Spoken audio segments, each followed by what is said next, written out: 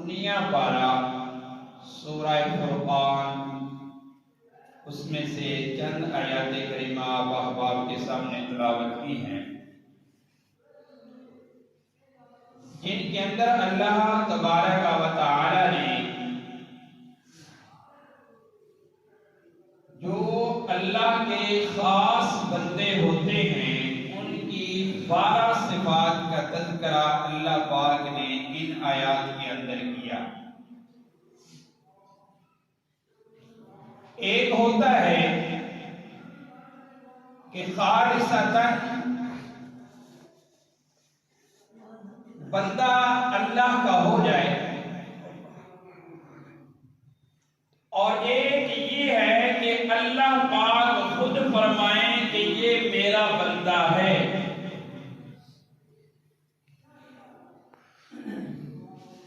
اور دوسرے نمبر پر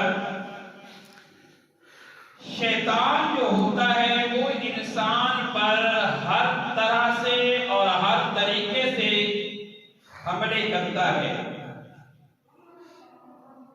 کہ کسی نہ کسی طرح میں اس اللہ کے بندے کو ورگلا کر جہنم کی طرف لے کر جاؤں،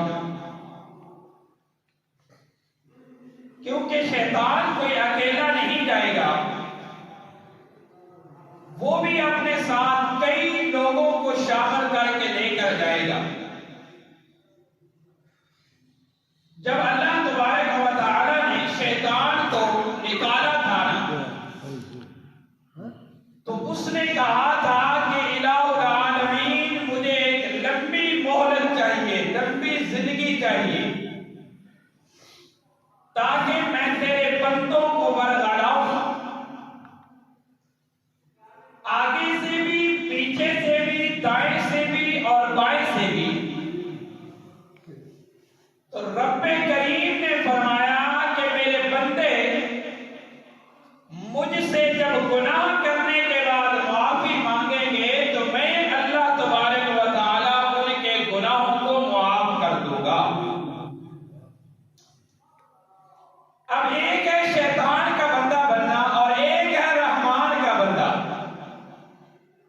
جس بندے نے شیطان کی باتوں کو مانا اور اس کی بات کو مان کر اپنی زندگی کو بسر کیا،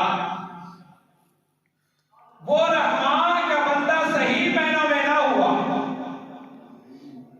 اور جس نے شیطان کی نہ مانی، رحمان کی مانی، وہ رحمان کا بندہ ہوا۔ اور جو رحمان کا بندہ ہوتا ہے وہ شیطان کی نہیں مانتا بلکہ وہ رحمان کی مانتا ہے، اور جو رحمان کی مانتا ہے پھر وہ رحمان اس دنیا کے اندر بھی اس بندے کو عزتوں سے نوازتا ہے، اور جب کل قیامت کے دن باری آئے گی تو وہ رحمان فرمائے گا کہ جا میرے بندے، میں اللہ پاک نے تجھے بغیر حساب کتاب کے جنت میں داخل کر دیا۔ اور پھر جنت بھی کیسی، جنت بھی بڑی حسین ہے، ایسی کوئی جنت نہیں ہے۔ اللہ پاک قرآن کے اندر بڑے بڑے انداز میں جنت کا نقشہ کھینچتا ہے اور فرماتا ہے کہ جب جنتی لوگ جنت میں چلے جائیں گے پھر ان کو وہاں پر کسی چیز کی بھی ضرورت محسوس نہیں ہوگی۔ انسان ارادہ کرے گا، اللہ تبارک و تعالیٰ اس کے ارادے کو پورا کرتے ہوئے اس کے سامنے چیزوں کو لا کر رکھ دے۔ فرمایا جب جنتی لوگ جنت میں جائیں گے نا، اولئک یجزون الغرفة بما صبروا ویلقون فیہا تحیۃ وسلاما۔ ان لوگوں کے لیے اللہ تبارک و تعالیٰ کی طرف سے سلامیاں دی جائیں گی جنہوں نے اپنے آپ کو اس دنیا کے اندر رہتے ہوئے رحمان کا خاص بندہ بنا لیا۔ جب وہ جنت میں جائیں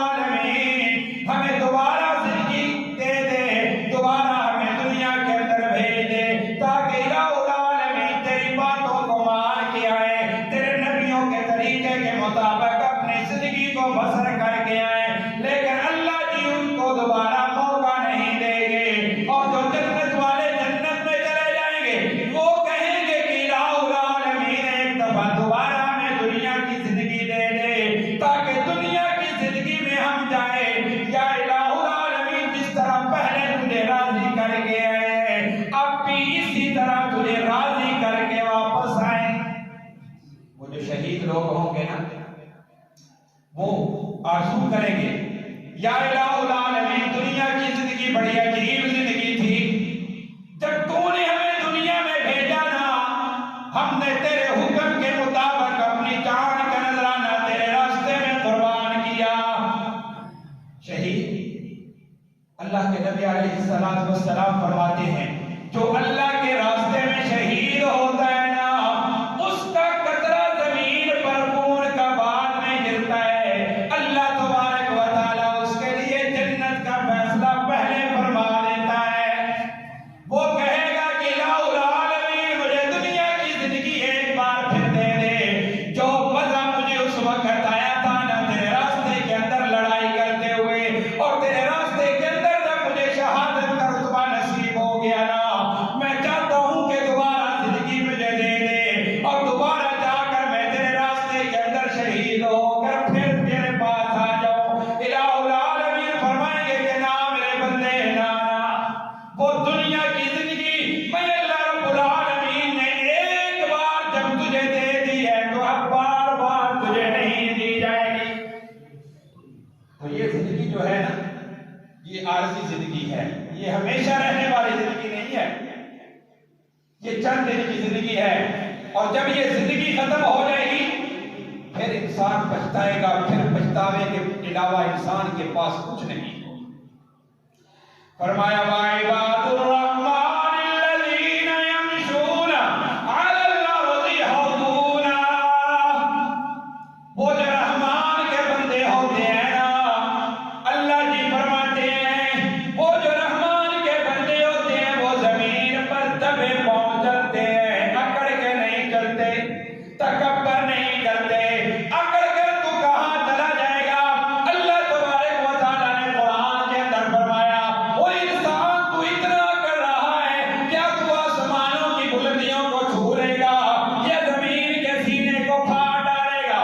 نا نا نا نا تو کچھ بھی نہیں کر سکتا، تو انسان تکبر تو تجھے زیب بھی نہیں دیتا، تو اس بات کے اوپر تکبر کر رہا ہے، تو خیال تو کر میں اللہ کریم نے تجھے پیدا کس چیز سے کیا ہے۔ اللہ پاک نے قرآن کے اندر وہ نقشہ کھینچا نا انسان کا تو انسان کا سارا تکبر ختم ہو گیا۔ بہن میں نے کہا میں بڑا چودھری ہوں، میں بڑا مولوی ہوں، میں وزیر اعظم ہوں، لیکن میں نے اس بات پر غور نہ کیا اللہ پاک نے قرآن کے اندر اعلان کیا من نطفۃ خلقہ، من نطفہ ایک گندے نطفے سے انسان کو بنا دیا اور پھر اللہ پاک فرماتے ہیں من نطفۃ خلقہ خلقہ فقدر، پھر میں اللہ تبارک و تعالیٰ نے تجھے صحیح انداز کے اندر بنا دیا۔ اب تو خیال تو کر کوئی گندا پانی جو ہے تیرے جسم پر لگ جائے تیرا جسم ناپاک ہو جاتا ہے، تیرے کپڑوں پر لگ جائے وہ بھی ناپاک ہو جاتی ہیں، اب تو کس بات کا تکبر کرتا ہے؟ تو اپنی پیدائش کے اوپر تو ذرا غور کر۔ اللہ کے نبی علیہ السلام نے فرمایا من تواضع للہ ورفعہ اللہ ومن تکبر وضعہ اللہ۔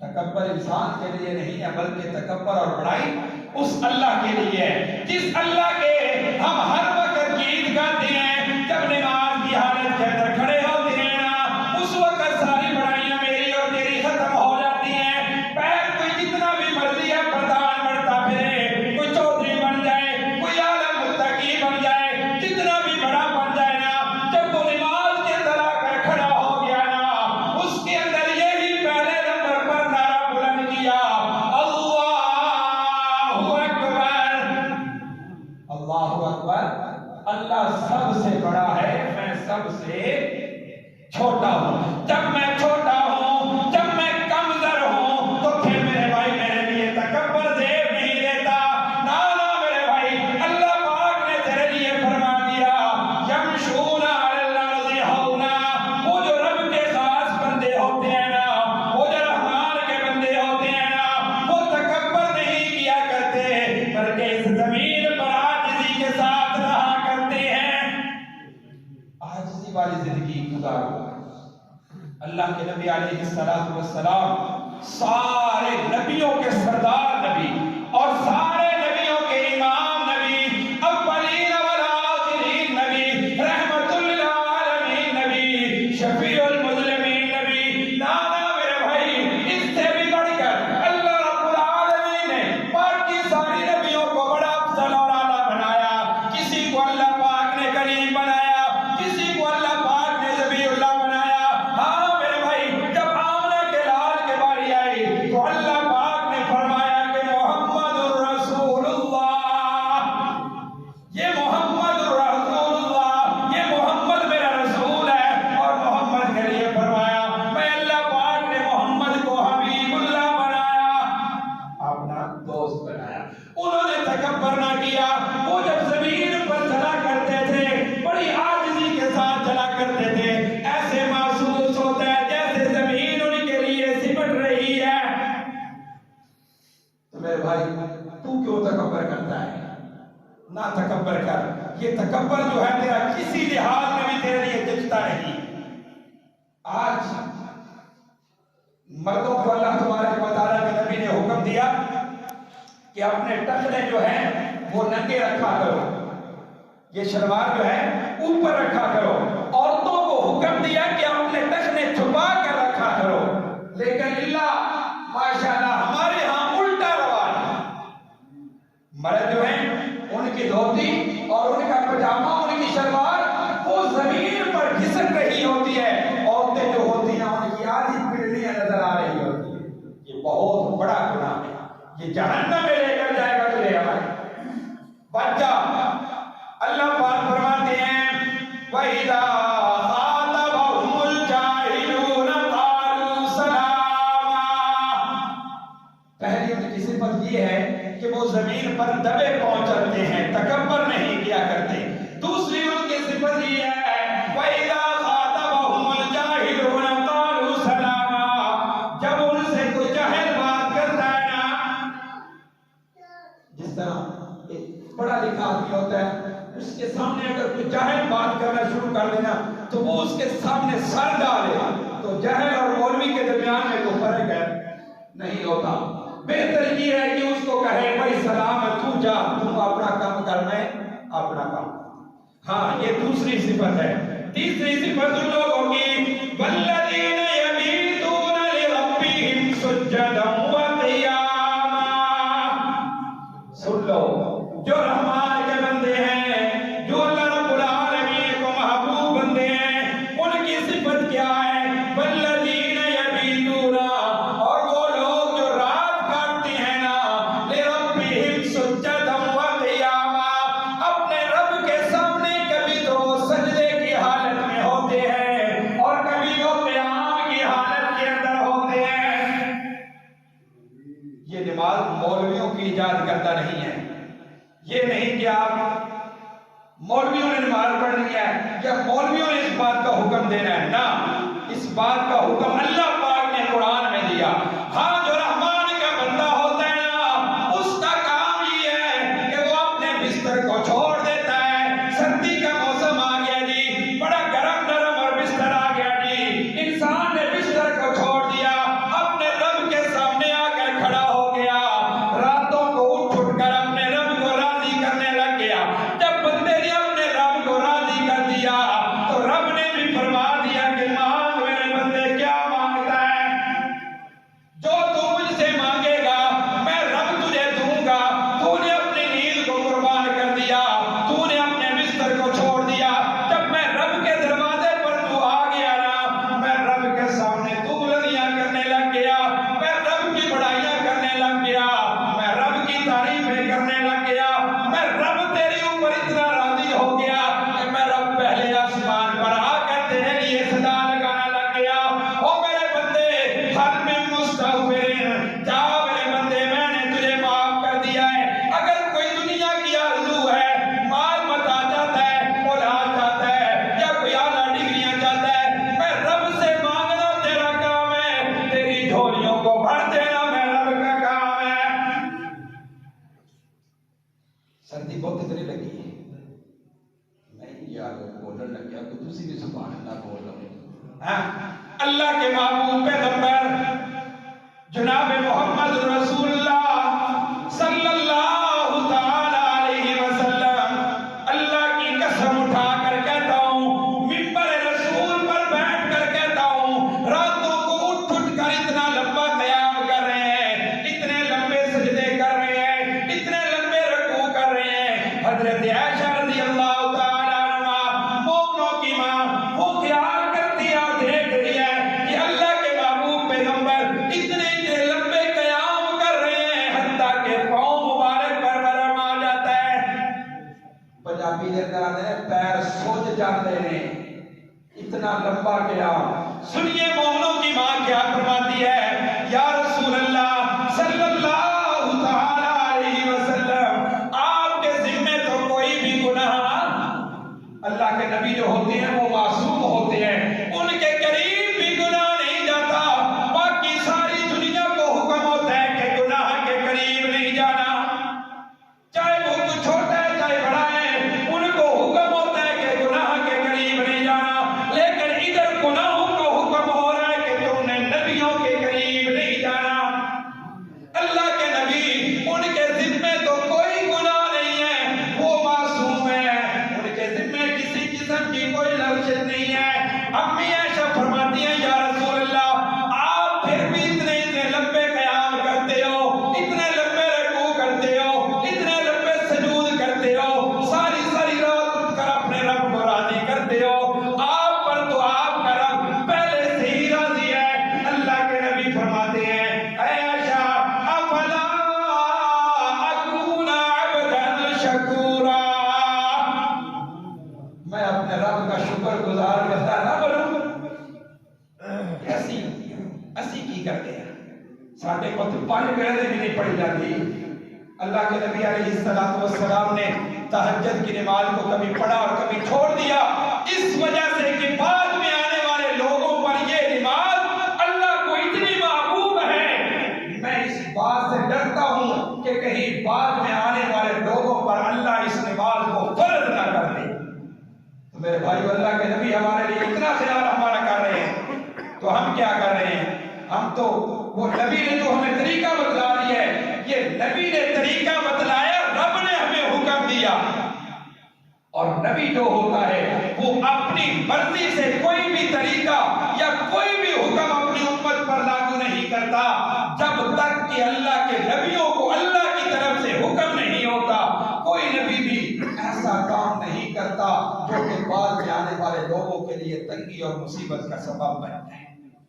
یہ تو بات دور کی ہے، اللہ کا نبی کوئی بھی ایسا کام نہیں کرتا جو کہ اللہ کا حکم نہ ہو کرتا، وہی کام کرتا ہے جو اللہ رب العالمین حکم دیتا ہے۔ ہاں، تو اللہ کے نبی اتنے لمبے قیام کر رہے ہیں، اتنے لمبے سجود کر رہے ہیں، اپنی اس گناہگار امت کے لیے کر رہے ہیں۔ تو گناہگار امت کو بھی چاہیے کہ اپنے گناہوں کی معافی مانگ لے، اپنے رب کو راضی کر لے۔ کہیں ایسے نہ ہو کہ کل اللہ کے محبوب پیغمبر فرمائیں کہ یہ میرا امتی نہیں ہے، اس کو جہنم میں دھکیل دیا جائے۔ باپ ہوتا ہے، اولاد کے ساتھ بڑی پیار محبت کیا کرتا ہے۔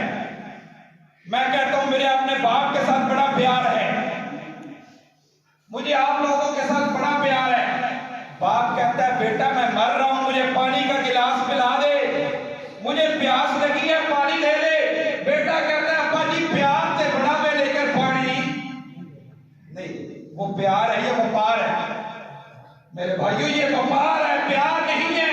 پیار یہ ہے کہ باپ کے لیے تو اپنا سب کچھ قربان کر دے۔ جب اللہ کے محبوب پیغمبر نے تجھے حکم دے دیا ہے، تو مرتا ہے تو مر جا، کٹتا ہے تو کٹ جا، لیکن اللہ کے محبوب پیغمبر کا حکم نہ چھوڑ، یہی تیرے لیے نجات ہے اور اسی کے اندر تیرے لیے بھلائی۔ یہی اللہ رب العالمین فرماتے ہیں، جو رحمان کے بندے ہو